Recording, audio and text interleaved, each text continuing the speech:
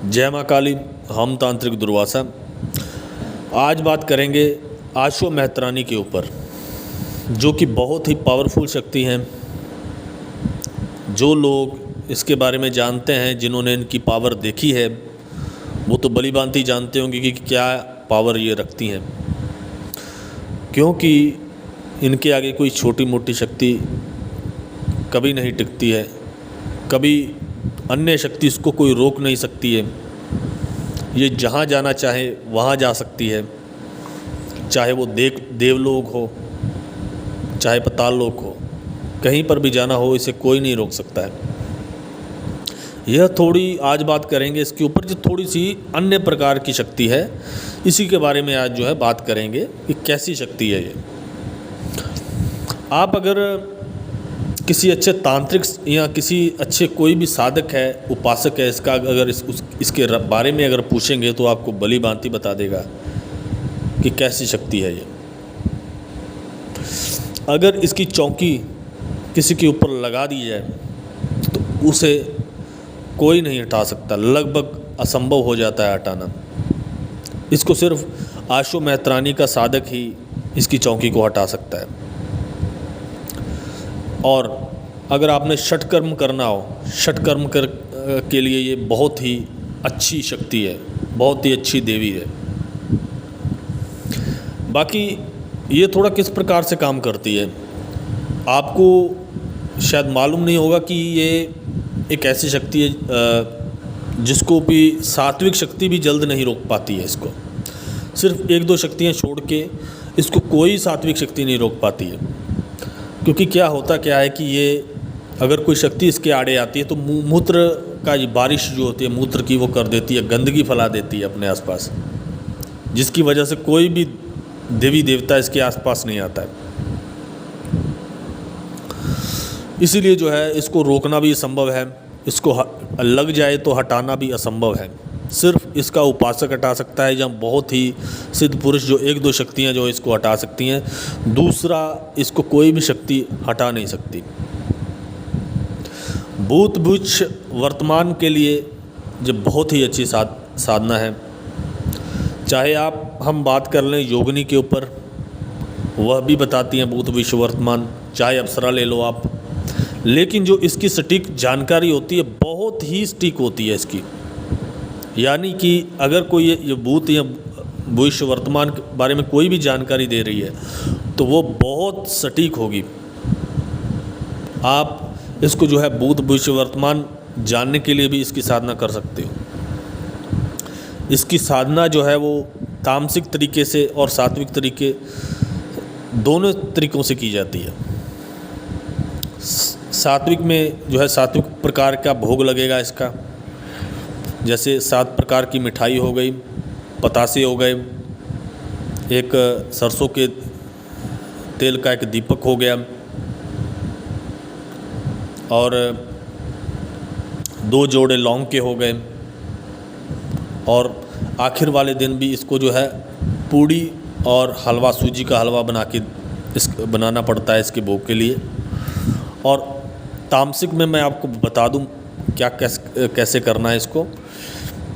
आपको जो है सूअर की चर्बी का तेल जो है उसका दीपक जलाना है। मिठाई भी लगेगी, इसमें 5 प्रकार की मिठाई लगेगी, 2 जोड़े लौंग के लगेंगे, कपूर लगेगा, सात्विक में भी लगेगा, तामसिक में भी कपूर लगेगा। और इसकी आपको बता दें कि आपको यह 21 दिन तक आपकी यह साधना चलेगी, चाहे सात्विक है चाहे तामसिक है। लेकिन जो तामसिक है उसमें आखिर वाले दिन जो है आपको सूअर का जो बच्चा होता है उसकी ज़्यादा नहीं, कम से कम वो जो है 8-10 दिन का हो, इससे ज़्यादा का ना हो, तो उसकी जो है आपने बलि देनी है आखिर वाले दिन। उसको मैं बता देता हूँ कैसे करना है। आपको जो है उसका सर काटना है, यानी कि उसकी जब सिर उसका अलग करोगे, उसका क्या करना है कि सर को जो है आगे रख लेना है, जहाँ पर आप बाकी सभी सामग्री पड़ी हुई है। जो शराब पीता है, मदिरा सेवन करता है, मैं उसके लिए ये साधना बता रहा हूँ। जो इसका सर है वो सामने जब आप बलि देंगे तो सामने रखेंगे, वहाँ पर आपने कपूर और 2 लौंग के जोड़े जलाने हैं और कपूर जलाना है। और बाद में जब मंत्र पढ़ेंगे तो जब इसके मुंह पे शराब की जो धार डालेंगे, तो जब सूअर का बच्चा उसका मुंह चलना शुरू हो जाए बिना शरीर के, तो समझ लेना कि आपकी साधना सिद्ध हो गई। क्योंकि ये मैं अनुभव से बोल रहा हूँ, क्योंकि जो इसमें होता है, जो हमने किया हुआ है, इस प्रकार से जो है इसकी साधना होती है। तामसिक साधना आप घर पे भी कर सकते हो, आप शमशान में भी कर सकते हो। आप इसकी साधना काले वस्त्र या निर्वस्त्र होकर भी कर सकते हो। रक्षा घेरा भी इसमें आपका लगेगा। तो बिना गुरु के इस साधना को तो आप कर ही नहीं सकते हो। बाकी सभी में चलो हो सकता है आप कोई किसी भी तरीके से दूसरी साधनाएं अवश्य कर सकते हो, कोई 100 में से 1, 1000 में से 1 बंदा कर ले, लेकिन इस साधना को जो है आप बिना गुरु के नहीं कर सकते हो। वैसे तो सभी साधनाएं जो होते हैं बिना गुरु के नहीं होती हैं, मैं आपको बता दूं, लेकिन कुछ एक आध साधनाएं हैं जिनको आप बिना गुरु के कर सकते हो, लेकिन उसमें आगे जाके आपको दिक्कत हो सकती है। तो जो है गुरु का जो विशेषता है, गुरु के बिना साधना करना आपके लिए बेवकूफ़ी साबित हो सकती है। यह साधना एक ऐसी साधना है, अगर कोई साधक इसको कर ले, उसका कोई शत्रु, जो जितने भी शत्रु हैं वो विसर्जित हो, शत्रुता जो है निकल जाएगी, बैर विरोध सबसे ख़त्म हो जाएगा। अगर आप बहुत लोगों का भला करते हो, यानी कि बहुत लोग आपके पास आते हैं भले के लिए, भला दुखी लोग आते हैं आपसे सहायता के लिए, तो आप अगर किसी अन्य शक्ति से किसी का भला कर रहे हो, तो अगर इसको आप साथ में जोड़ लो, आशो मेहतरानी को, तो आपके वहाँ से कभी कोई खाली नहीं जाएगा। इसकी साधना एक बार कर लो आप, ताकि आप अच्छे से लोगों का भला कर सको। तंत्र काट में यह प्रमुख साधना है, मैं आपको बता दूं। जितनी जल्दी तंत्र काट यह करती हैं, शायद ही दूसरी शक्ति कर पाती हो। बहुत ही अच्छी शक्ति है यह, क्योंकि बहुत ही तेज़ चलती है, ये बहुत तेज़ चलती है। और इसको शाबर मंत्र से सिद्ध किया जाएगा।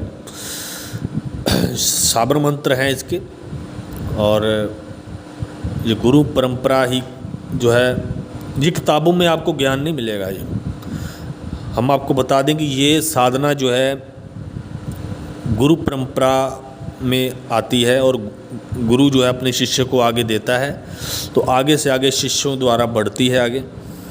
और ये किताबों में कोई ज्ञान नहीं मिलेगा इसका, किताबों में लेकर आप कर ही नहीं सकते हो।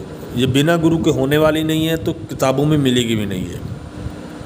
ये ज्ञान सिर्फ गुरु शिष्य परंपरा जो चलती है उसमें रह गया है, और हम आगे देंगे ताकि बहुत सारे हमारे साधक हैं वो आगे बढ़ा सकें इस साधना को। अगर हम कोई भी गुरु अगर अपने आप पास ही रखेगा साधना को, तो वो विलुप्त हो जाएगी, उसे आप कर ही नहीं सकते हो। तो बहुत सारी ऐसी शक्तियाँ होती हैं जिनके मंत्र और क्रियाएं ही विलुप्त हो गई, जो कि बहुत ही पावरफुल क्रियाएं होती थी। कुछ चीज़ें होती हैं वो विलुप्त हो गई हैं, बहुत ही ऐसी खतरनाक होती हैं कि उनको आगे जल्द कोई देता नहीं है, तो विलुप्त हो जाती हैं। ऐसा ही हमारे इतिहास में तंत्र जगत में हुआ भी है, बहुत सारी शक्तियों के संदर्भ में ये बात हो चुकी है हमारी। तो किसी भी साधक ने कोई भी चाहवान है इसका करने का, इस साधना को आप सात्विक भी कर सकते हो। मैंने तामसिक विधान इसलिए दिया कि अगर कोई तामसिक तरीके से करना चाहता हो, तामसिक तरीके से भी कर सकता है, बहुत जल्दी सिद्ध होती है तामसिक तरीके से, और सात्विक तरीके से भी कर सकता है। चलिए मिलते हैं। अगर कोई आपको प्रश्न हो इस साधना के संदर्भ में, तो आप हमसे पूछ सकते हो। मिलते हैं अन्य कोई आपके लिए कोई साधना लेकर। कोई तंत्र जगत की नई जानकारी लेकर। इसी के साथ मिलते हैं। नमस्कार।